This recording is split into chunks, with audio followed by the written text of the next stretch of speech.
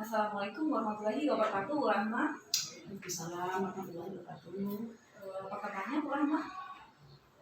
Alhamdulillah sehat. Alhamdulillah ya. Nah, di sini kami CGP ini memang ditugaskan dari PP atau dari fasilitator untuk menanyakan bagaimana Bu Rahma sebagai wakil kurikulum menyelesaikan masalah yang ada di sekolah kita. Jadi cuman pertanyaan bagaimana sih cara Ibu dalam menyelesaikan kasus kalau ketemu dengan kasus seperti ini. Oke. Sudah pasti kalau kita menyelesaikan kasus itu kan Bu Rahma punya dilema ya. Karena ada sesuatu yang bertentangan dengan hati nurani kita ya. Salah satunya misalnya individu PS kelompok gitu ya. Nah, seperti ini Bu Rahma langsung aja dengan kasusnya ya. Saya ngambil kasus di sekolah kita, anak kita ya. Tahun kemarin ada anak kita yang bernama Andi. Ini duduk di kelas 8 ya. Kemudian dia ini pada dasarnya anak yang memang sering sekali berbuat masalah di sekolah kita ya. Pada suatu hari dia itu ketahuan sama penjaga sekolah mencuri di kantin sekolah, yaitu mencuri tabung gas ya. Nah, keesokan harinya dia diberitahu sama wali kelasnya, kemudian wali kelasnya memanggil ya pembicaraan tersebut, kemudian dia juga dipanggil juga orang tuanya ya atas kasusnya itu. Nah, di sini keesokan harinya orang tuanya datang ya, kemudian si wali kelas ini menyarankan bahwa si Andi ini mengundurkan diri dari sekolah kita. Seperti yang kita ketahui, si Andi ini punya latar belakang yang kurang bagus juga ya. Pertama dia di sini ngekos gitu ya, kemudian orang tuanya jauh ya. Tentu dia butuh kasih sayang ya dari guru-gurunya, dari kita gitu. Nah, dalam menyikapi masalah yang saya sampaikan ini, Bu Rahma, jika di posisi Bu Rahma sebagai warga, bagaimana sih Ibu mengidentifikasi bahwa kasus ini dilema etika atau bujukan moral? Gini Bu Ensi ya, kalau misalnya kasus seperti ini, kalau menurut saya itu kita adakan pertemuan dulu, ya. Kita ambil dulu dari pihak wali murid yang mewakili, ya, walinya, kemudian wali kelas, dan kemudian bisa jadi nanti wakil kesiswaan. Kita dudukkan bersama, kemudian kita adakan pertemuan, kemudian di dalam pertemuan itu nanti kita berikan seperti bimbingan atau ujangan ya. Kemudian kita berikan arahan agar anak itu tidak melakukan hal seperti itu lagi. Karena kalau misalnya anak itu kita biarkan untuk keluar dari sekolah, saya rasa itu juga tidak bijak, langkah yang tidak bijak, karena pada saat dia pindah ke sekolah lain belum tentu juga anak ini akan mengalami perubahan sikap. Nah, jadi bagaimana? Jadi maksudnya saya selaku wakil kepala sekolah itu meminta juga wali kelas dan guru-guru yang lain itu untuk lebih legowo membina anak ini terlebih dahulu. Jadi kita adakan pembinaan dulu ya kan. Mungkin ada beberapa kali pembinaan. Nanti kalau misalnya setelah udah beberapa kali pembinaan ternyata anak ini tidak ada perubahan, ya kita keluarkan dari sekolah. Dan di sini memang dilemanya adalah bahwa di satu sisi bahwa kita berhadapan dengan moral yang kurang baik, tapi di satu sisi kita juga ada perasaan kemanusiaan kita, ya, rasa kasihan kita, pertimbangan manusiawi. Seperti itu saya rasa Bu Esi. Baiklah Bu Rahma, berarti dalam kasus ini Bu Rahma ini ada nilai kebajikan yang sungguh bertentangan dengan hati nurani Ibu ya. Berarti Ibu juga tidak menyetujui bahwa anak itu langsung dikeluarkan atau langsung mengundurkan diri. Berarti ini masuk ke dilema rasa kasihan ya, rasa keadilan, kemudian rasa keadilan lawan rasa kasihan ya. Kasihannya kita lebih ke kasihan ya, karena pada dasarnya anak ini nanti siapa tahu dia putus sekolah ya kalau Ya, kita benar. keluarkan dari sini. Oke, baik. Dan kita juga melihat backgroundnya tadi kan. Iya. Nah, kemudian Bu Rahma dari kasus yang saya ceritakan tadi, bagaimana Bu Rahma menjalankan pengambilan keputusan di sekolah? Eh, Mengambil keputusan itu ya pertama kali tentu saja harus berkonsultasi dengan kepala sekolah sebagai pimpinan tertinggi ya. Kemudian juga kita ajak juga tadi wakil kesiswaan, kemudian pembina OSIS ya, dan juga wali kelas tentunya, karena itu wali kelas yang tahu keseharian anak. Nah seperti itu. Jadi ya, keputusan tidak bisa kita ambil secara sepihak, tapi tentu juga kita harus rembukan dengan seluruh komponen yang berkaitan dengan siswa tersebut. Kemudian dari cerita Bu Rahma tadi, kira-kira langkah seperti apa yang biasa Ibu Rahma lakukan selama ini dalam menyelesaikan kasus yang seperti tadi? Pada dasarnya sama saja seperti yang sudah saya katakan tadi kan. Ya pertama-tama tadi langkah awalnya ya tentu saja kita panggil siswa, kemudian kita kirimkan surat panggilan untuk orang tua atau wali. Kemudian ya tadi langsung kita adakan rapat ya, mungkin rapat terbatas lah dulu, kemudian baru dibicarakan secara formal. Kemudian berarti tadi ya Bu Rahma memang sudah mengikuti prosedur ya, ada kepala sekolahnya, ada semua kemudian yang ada di sekolah, guru-guru itu harus dilibatkan ya, agar memang benar-benar keputusan kita itu berpihak kepada murid kita tadi ya. Kemudian hal apa saja yang Ibu Rahma anggap efektif dalam pengambilan keputusan? Pertama pada kasus yang kita bahas ini Bu Rahma. Hal-hal apa saja yang Ibu Rahma anggap efektif dalam pengambilan keputusan, terutama pada kasus yang kita bahas? Ya hal efektif itu menurut saya ya kita cepat tanggap suatu kasus ya. Jangan membiarkan kasus itu berlarut-larut. Jadi misalnya anak itu kan sudah baru sekali, itu harus kita panggil.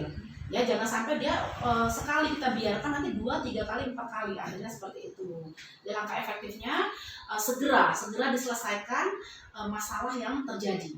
Ya seperti itu. Jangan sampai anak ini sudah kasusnya berkali-kali baru kita tanggap ya. Kalau itu kan nanti susah kita untuk pembinaannya. Iya, benar Bu Rahma. Berarti kita memang sebagai guru, sebagai yang dituahkan di sekolah ini memang benar-benar memang harus menuntun ya. Iya. Harus gimana gitu. Tidak semena-mena dalam mengeluarkan, ada pemikiran yang harus matang kita ambil ya, biar keputusan kita tidak menyesal di akhir nanti. Nah kemudian hal apa saja yang selama ini merupakan tantangan Ibu Rahma dalam menyelesaikan kasus? Tantangan sebagai wakil itu biasanya sulit kerja sama orang tua.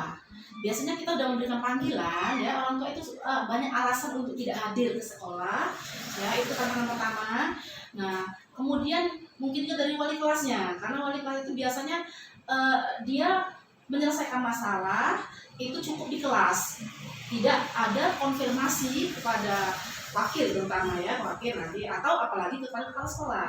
Jadi seharusnya itu wali kelas bicarakan dengan wakil, kemudian nanti kalau memang tidak bisa menyelesaikan baru ke kepala sekolah. Tapi yang biasa terjadi itu adalah wali kelas dia selesaikan sendiri di kelas, kemudian masalah itu tidak selesai dan akhirnya berlarut-larut. Nah seperti itu. Karena kurangnya kita, pertama kurangnya kolaborasi dengan orang tua, kemudian si wali kelas kurang juga melibatkan kita dalam posisi ini ya, terutama wakil gitu ya.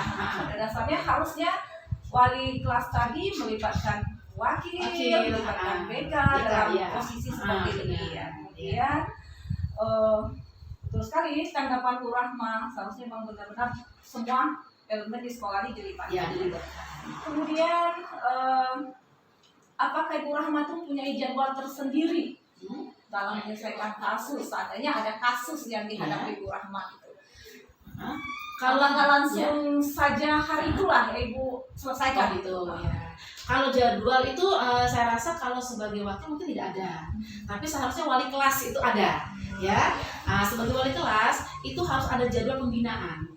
Nah ya, jadi komponen yang harus ada jadwal pembinaan tuh mungkin wali kelas, kemudian guru BK, ya itu harus ada jadwal. Tapi kalau wakil nanti kita menerima dari wali kelas. Ya, jadi dari wali kelas kita terima, baru kita adakan bimbingan, adakan masukan-masukan. Tapi kalau wali kelas, saya rasa itu harus punya jadwal. Misalnya sebulan sekali, atau misalnya 2 minggu sekali, dia memang harus meluangkan waktu untuk memberikan jadwal bimbingan kepada anak-anak.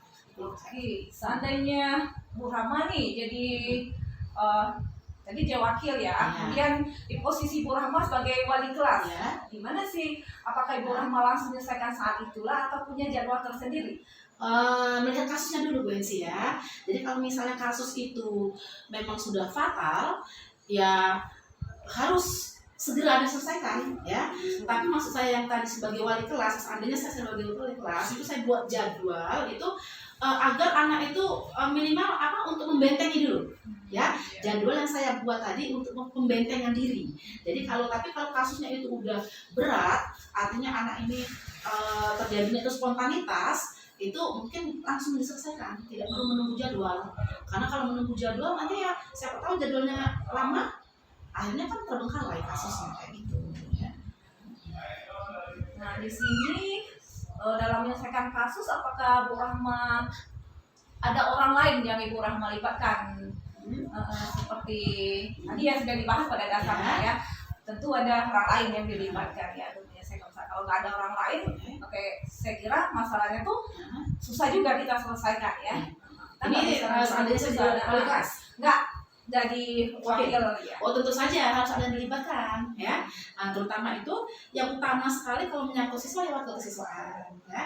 Kemudian tadi kalau tidak selesai dengan kesiswaan, kita langsung libatkan lagi bimbingan konseling, kan guru BK. Nanti kalau misal tidak selesai kan, udah langsung ke kepala sekolah. Nah seperti itu harus melibatkan ya. Wajib ya. Wajib. Kemudian kita ini udah panjang lebar nih membahas kasus ini. Saya menangkap dari Bu Rahma itu sebagai wakah ya, tidak setuju sih bahwa anak itu langsung disuruh mundurkan diri ya, karena kita punya nilai kebajikan yang sungguh bertentangan dengan hati kita ya.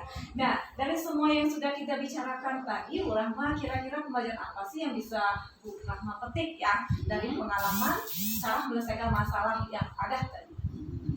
Oke, jadi cara menyelesaikan masalah itu kita terutama harus bijaksana ya.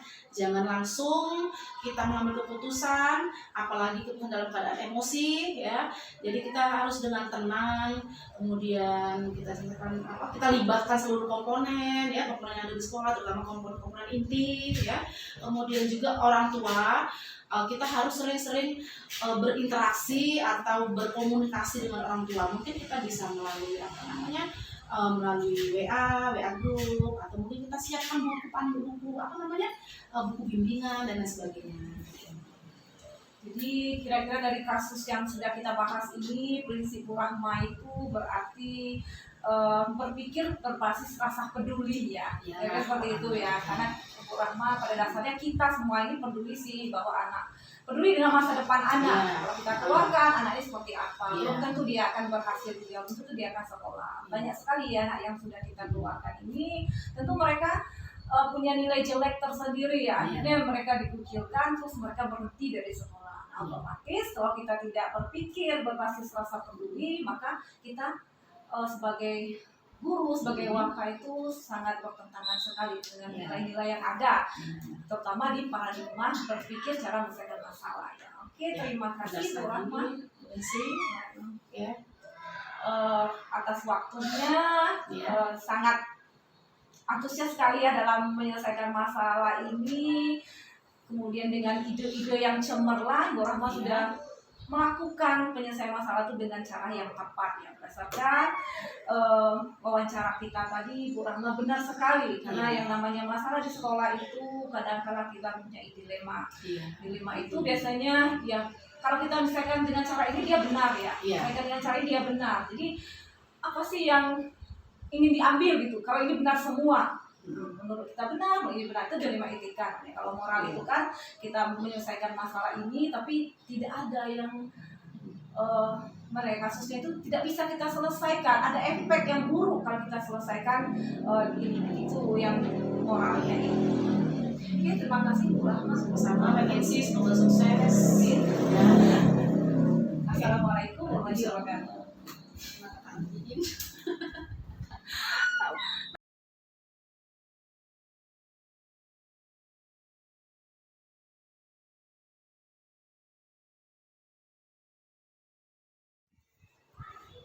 Assalamualaikum warahmatullahi wabarakatuh, Bu Linda. Kabarnya Bu Linda? Maaf Bu Linda ya, nunggu waktu luangnya ini karena kami CGP ini memang benar-benar ditugaskan untuk mewawancarai para wakil kepala sekolah ya. Pada dasarnya wakil sama keksek ya. Kemudian berhubung setelah kita memang lagi di luar negeri, maka saya ambil wakil kesiswaannya di sekolah kita. Di sini nanti saya mau bertanya sama Bu Linda itu bagaimana sih Bu Linda selama ini mengambil keputusan dalam memecahkan masalah yang biasa Bu Linda hadapi di sekolah. Seandainya nanti kasusnya saya yang berikan kasusnya Bu Linda ya. Nah pada dasarnya kita memecahkan kasus itu pasti banyak pertimbangan ya Bu Linda ya. Banyak yang dilema kebaikan yang bertentangan dengan hati nurani kita untuk bisa diputuskan. Nah, kasusnya seperti ini Bu. Di sekolah kita ini baru-baru ini ya ada anak kita yang bernama Ikrom ya. Kemarin tuh dia ini tergolong siswa yang sering melakukan kesalahannya di sekolah kita. Sudah dipanggil wali kelasnya sudah, kemudian sudah nemui BK sudah, kemudian pada suatu hari dia ini orangnya ini memang udah bukan Mas ya, benar-benar tidak pernah datang gitu ya. Udah kalau nggak salah itu udah 2 minggu lebih ya dia nggak pernah datang ke sekolah untuk belajar, mengikuti pembelajaran di sekolah. Nah kemudian wali kelasnya ini memanggil dia ya. Dalam artian dia ingin mungkin memberikan nasihat ya supaya anak ini tadi mau lagi belajar, mau lagi dengan sekolah. Kemudian setelah itu belum juga ada perubahan nih. Kemudian tahap keduanya bagaimana panggil orang tuanya, kita surat panggilan. Datang orang tuanya ini suatu hari orang tuanya datang menanggapi surat panggilan tadi ya. Kemudian wali kelas ini mengarahkan bahwa si Ikrom ini untuk mengundurkan diri saja. Alasannya karena ya memang absennya sudah kotor gitu ya di kelas. Pada dasarnya kita ya seperti yang kita ketahui dia ini broken home ya, karena dia orang tuanya berpisah ya. Nah dalam menanggapi kasus ini menurut wakil kesiswaan ya, bagaimana sih cara Ibu Linda ini mengidentifikasi untuk menentukan bahwa ini dilema etika atau bukan moral? Gimana cara Ibu Linda menyelesaikan kasus ini? Apakah Ibu Linda setuju sih anaknya ini dikeluarkan atau tidak? Masalah psikologi 2 minggu ya, Iya. di kelas, kemudian orang tua juga udah diundang untuk ke sekolah. Kemudian secara mekanismenya, jika wali kelas sudah tidak sanggup lagi, itu memang ke kesiswaan. Lalu setelah itu ke BK dan kepala sekolah. Langkah wali kelas untuk mengeluarkan siswa itu langkah yang dilakukan. Karena anak usia sekolah itu adalah wajib belajar. Dengan kita mengeluarkan, apakah menyelesaikannya salah ya? Pasti ada masalah di balik anak yang tidak tergali. Tapi menurut saya sebaiknya wali kelas menggali lagi kenapa si anak tidak masuk sekolah.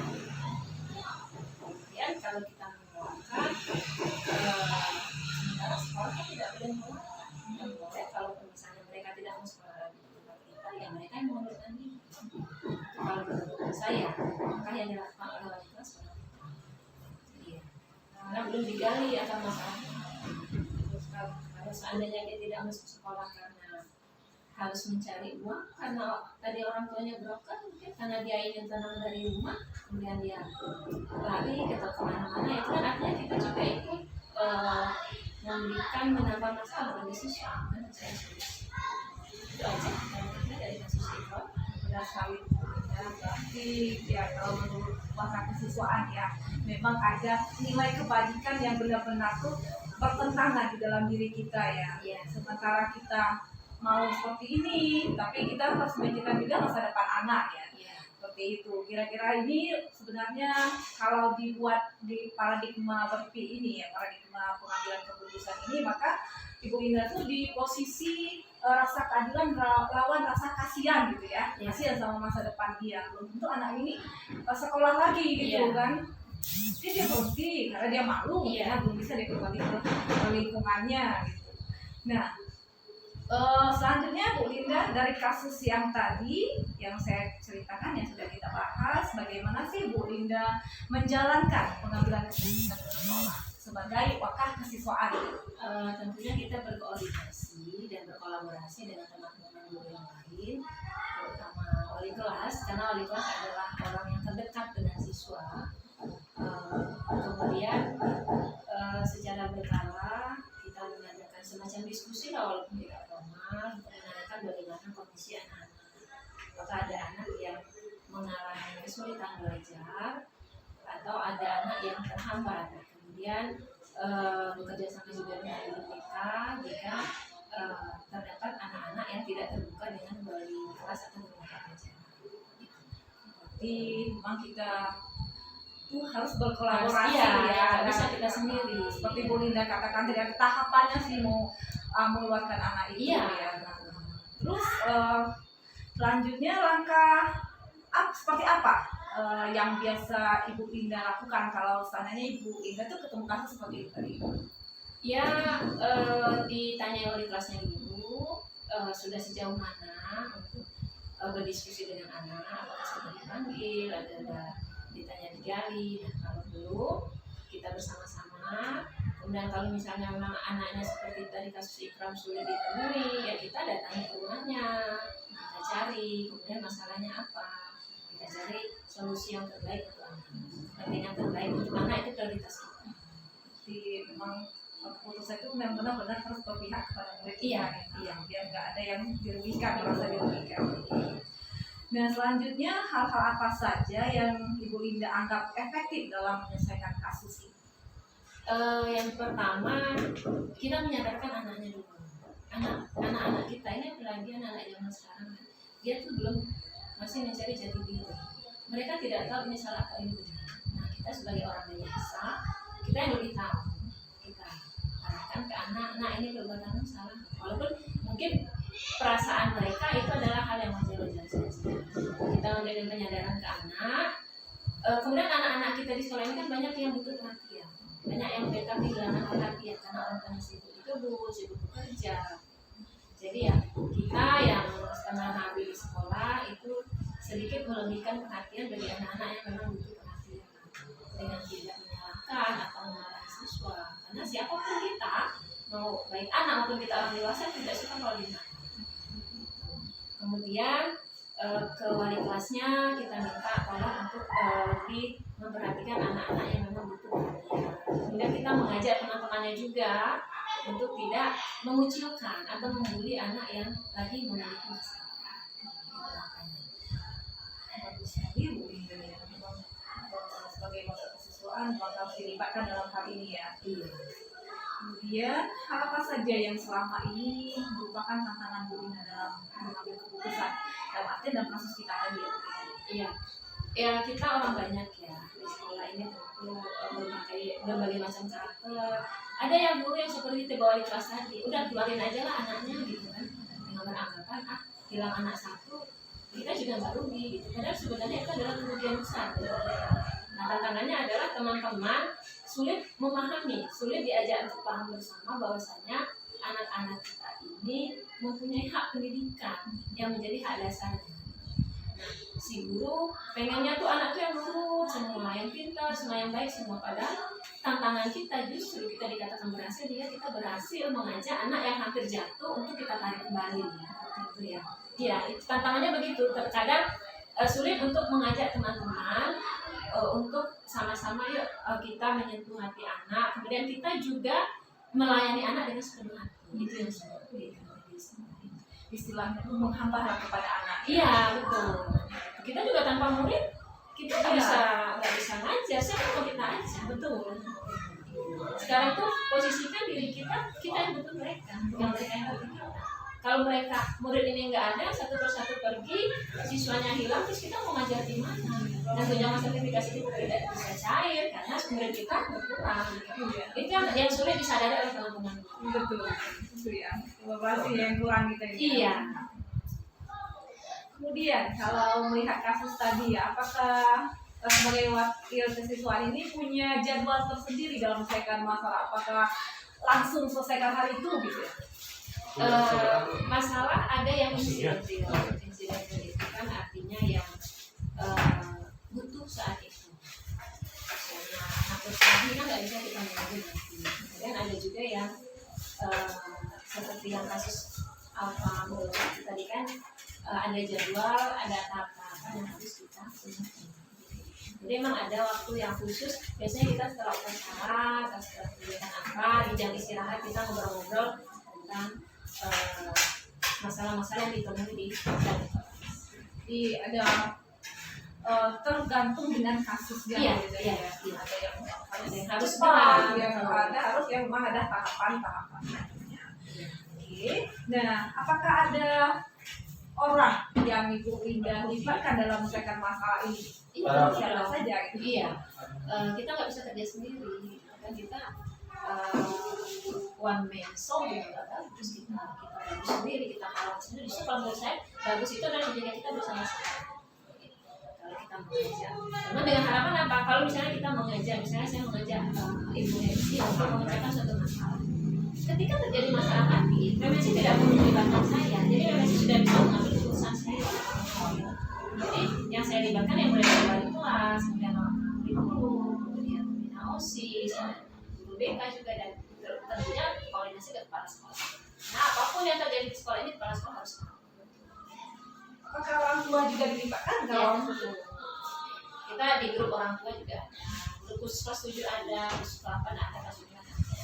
Di peran orang tua itu yang benar-benar ada di setiap apapun yang kita mau ambil keputusannya ya seperti itu. Karena walaupun gimana orang tua itu memang yang garda terdepan dalam membentuk karakter kita. Nah, baiklah Bu Linda, dari semua yang sudah kita bicarakan tadi, saya sudah mendengar cara Ibu Linda menyelesaikan masalah sangat bagus sekali ya, sesuai dengan prinsip-prinsip yang sudah kami pelajari di RMS ini, kemudian sesuai dengan paradigma dalam pengambilan keputusan. Nah, tapi Bu Linda di sini nanti tidak tergesa-gesa dalam beban keputusan, itu yang saya tangkap ya. Harus memang benar-benar ada prosedur yang efektif agar semua yang kita lakukan, yang kita ambil itu tidak berdampak ke depan. Iya. Nah, keputusan adalah keputusan bersama, keputusan saya sendiri, bukan keputusan kelas. Kemudian dari semua yang kita bicarakan tadi, kira-kira pembelajaran apa sih yang Ibu petik dari pengalaman Ibu menyelesaikan masalah yang tadi? Yang jelas kita itu perlu bekerja sama dan berkolaborasi. Kita tidak bisa jalan sendiri. Kita tidak hebat jika dikatakan kita bisa menyelesaikan masalah itu sendiri. Hebat itu adalah kita bersama-sama. Karena dari sekolah ini adalah tanggung jawab kita bersama. Anak-anak tanggung jawab kita semua. Karena walaupun ada atau tidak ada wakil kesiswaan, misalnya sekolah tetap berjalan. Kemudian ada kasus jangan hanya menunggu wakil kesiswaan, bisa diambil alih oleh atau ditindaklanjuti oleh guru yang lain. Jadi memang benar-benar kita tuh pertama harus menyelesaikan masalah itu kita melihat dampaknya, kemudian apakah keputusan kita itu sudah berpihak atau belum, ya maksudnya Bu Linda ya. Berarti Bu Linda ini prinsip pengambilan keputusan ini berarti berpikir berbasis rasa peduli ya. Karena Bu Linda tadi tidak setuju sih kalau anak itu tadi dikeluarkan ya, karena bakal akan membunuh masa depannya gitu istilahnya ya. Hak-hak mereka. Iya. Memang benar-benar dalam hal pengambilan keputusan itu memang harus matang ya. Iya. Harus ada uji legalnya, nanti berdampak kemana, kemudian ada pelanggaran kode etiknya apa tidak, gitu Iya. kan? Kode etik profesi kita ya sebagai guru ya. Begitu. Kemudian apakah kalau kita nanti masuk ke media massa itu apa yang akan kita rasakan kalau kita salah dalam mengambil keputusan tadi ya? Pasti ada dampaknya dengan sekolah kita, dengan diri kita. Betul. Jika kita mengeluarkan siswa, ada siswa kita yang tidak berhasil, itu artinya ketidakberhasilan juga kita ada peran di sana. Begitu. Anak kita tidak berhasil, anak kita tidak baik, berarti kita juga tidak baik dalam mendidik dan mengajarkan mereka. Benar. Ya. Padahal sesuai dengan apa ya, yang 3 langkah-langkah dari kementerian itu, memang benar-benar kita itu memang kita benar-benar menuntun benar-benar anak kita itu supaya anak kita ini tumbuh menjadi seseorang yang benar-benar yang kita harapkan di masa depan. Kita kan diberi amanah nih, tidak semua orang bisa berada di posisi kita saat ini, dan semua banyak sekali orang yang ingin di posisi kita saat ini. Kita lihat betapa banyak guru yang sudah bertahun-tahun honorer, kemudian berada dengan SK. Ketika kita sudah mendapatkan kesempatan begini, ya kenapa nggak kita manfaatkan sebaik-baiknya? Dan ingat, ini tanggung jawab yang diberikan. Kita di sini dapat gaji, kita dapat makan di sini. Dan kalau kita hanya istilah zaman sekarang itu cuma dapat gaji kita, ya bagaimana pertanggungjawaban kita? Karena saya juga punya anak loh Bu Elsie. Saya juga tidak mau jika anak saya dilakukan tidak baik oleh pendidiknya. Benar. Jadi saya juga, karena saya punya tanggung jawab moral, saya berharap juga anak saya mendapat pendidikan, dididik oleh orang-orang yang baik. Saya juga begitu saya lakukan kepada anak-anak yang ada di sini. Terima kasih Bu. Oke, jam istirahat kita. Dengan merangkak bagaimana cara keputusan sangat tepat sekali sesuai dengan norma-norma yang ada di sekolah kita. Terima kasih Bu. Iya, semoga sukses ya.